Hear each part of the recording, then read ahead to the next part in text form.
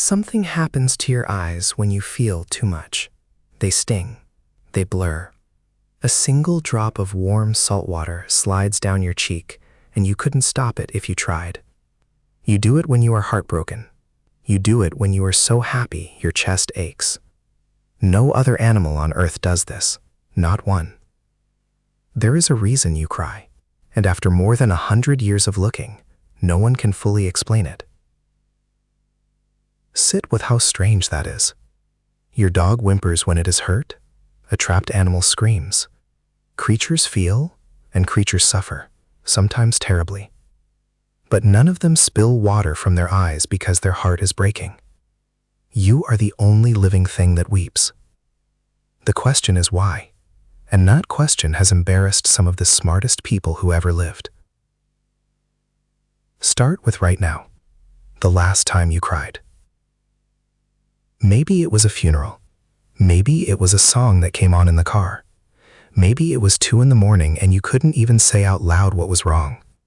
Your breath caught, your throat went tight, and 2 tiny glands tucked just under your eyebrows, your lacrimal glands, the little taps that feed your eyes, opened without asking your permission. You probably felt embarrassed. You wiped it away fast before anyone saw. But your body had already made the call. It wanted the water out. Here is the first odd fact. You make 3 completely different kinds of tears, and only one of them is a mystery. The first kind coats your eyes all day long, so quietly you never feel it. The second kind floods in when you slice an onion or catch an eyelash, your eye fleshing out a threat. Every animal with eyes has those too. They are plumbing, maintenance, nothing remarkable. But the third kind comes only when you feel something, and those tears, it turns out, are not like the others at all. A biochemist named William Frey spent years in Minnesota doing something that sounds almost funny. He collected human tears in tiny vials, onion tears in one batch, real grief-soaked crying because life hurts tears in another. Then he compared them, and the emotional tears were chemically different. They carried more protein, more stress hormones, as if the body in the act of weeping were pushing something out of itself that it wanted gone. Frey's idea was simple. Crying is a release valve. You cry the stress out. No one has ever fully proven that, but you know the feeling he was chasing, don't you? You have felt awful and then cried hard and then somehow felt lighter afterward. So why would a little salt water do that? Hold that question. We are going to walk a long way back before we answer it. Now leave tonight behind. Go to the smallest, earliest version of you. Before you had a single word, you had tears. A newborn cannot point, cannot speak, cannot crawl to what it needs, but it can cry. And a crying infant rearranges an entire room.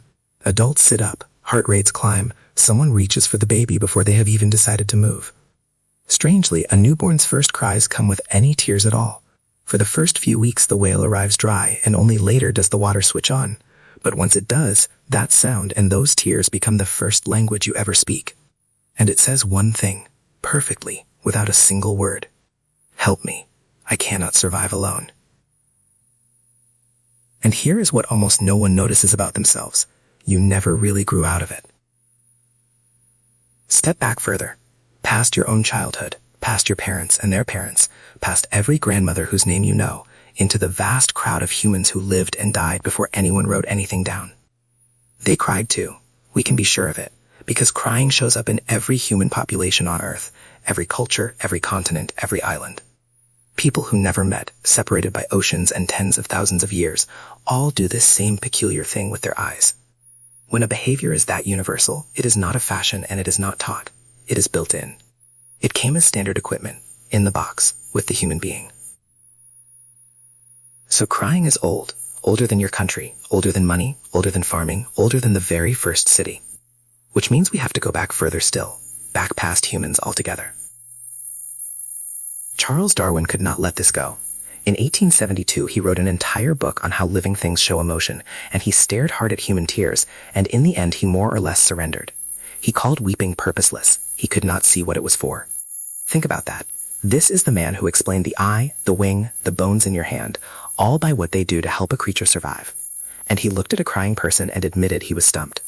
That alone should tell you how deep this puzzle runs.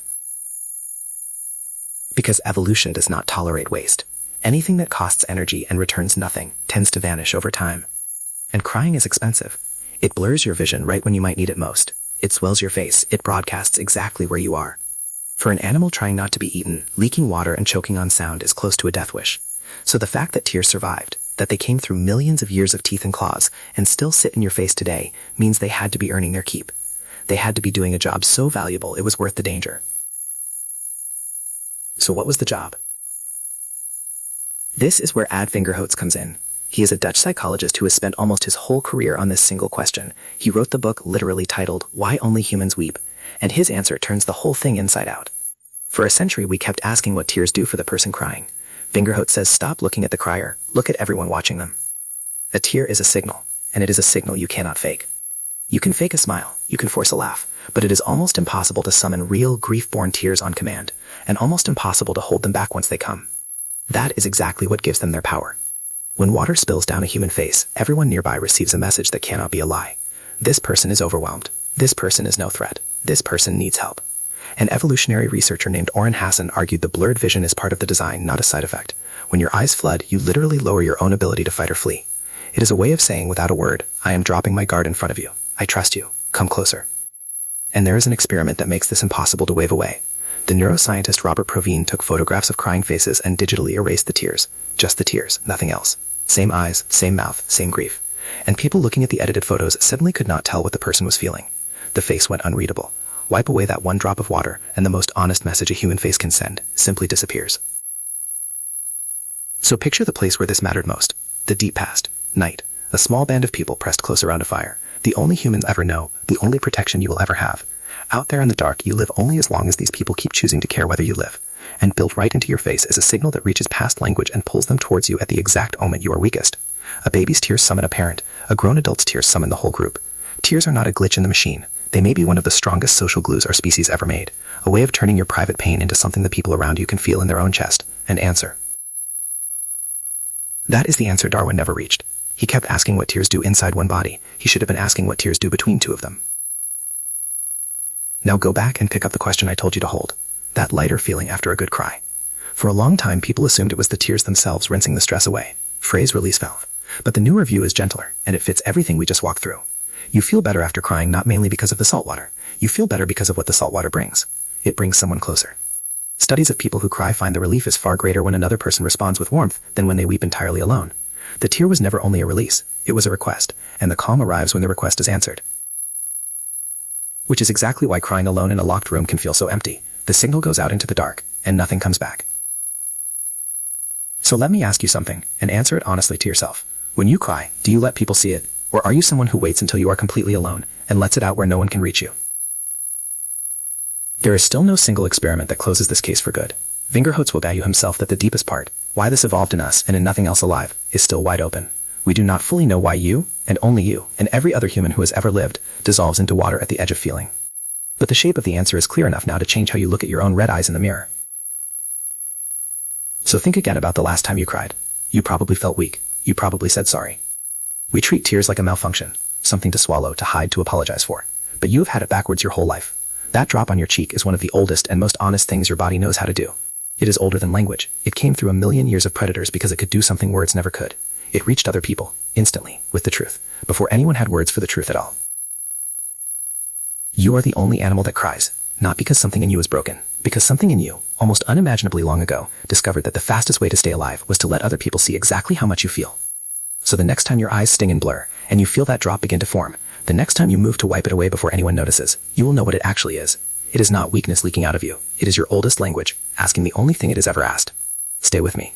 And if you let someone see it fall, you will understand why, for longer than we have been human, that has quietly been one of the bravest things a person can do.